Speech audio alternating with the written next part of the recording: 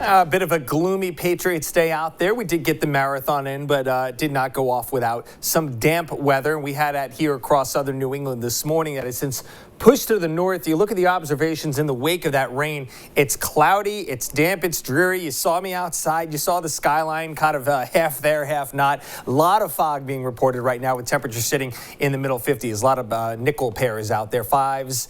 Not going to really see those temperatures go too much either way until we get to tonight and start to get some clearing conditions in there. Look at the visibility right now. Really, really bad. You look at these numbers and you would almost think that there may be some kind of dense fog advisory, typically under a quarter of a mile, and you could see a lot of places from Block Island to Westerly over towards Newport reporting that visibility at a quarter of a mile.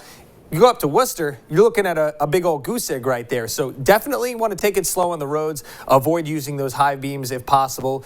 Again, counterintuitive to what you may think. They can actually make it tougher to see. And of course, for folks that are going to be driving the opposite direction, you don't want to be blinding them in the scattering of the light with those really, really microscopic water particles in the air that make up what we call fog. All right, and you can see SatRad showing the rain well off to the north at this point. Couple of showers from the west may try to build in as this little secondary swirl of showers over the Ohio Valley is going to cycle through as we head into this evening. So here's our storm system again, just about seeing that front come through at this point. There's a nice little dry slot of clearing skies from New York City down 95 towards DC, and that's eventually going to be what we get in on tonight as we see skies partially clearing.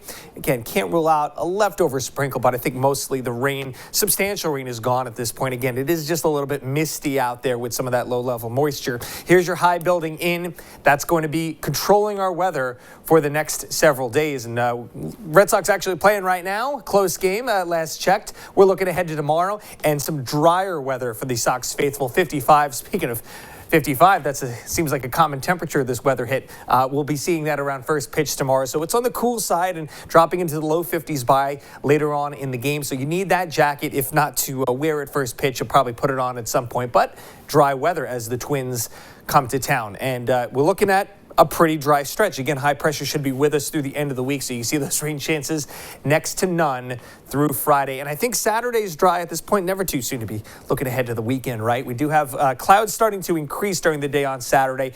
I think we're dry, though, daytime side. Maybe Saturday night we'll see some showers sneaking in here, but here you can see our next weather system comes through. It looks like maybe some heavier showers or a thunderstorm possible with this one, as we are going to also be seeing a warming trend through the end of the week with those southwest winds and the little bit chillier air behind that.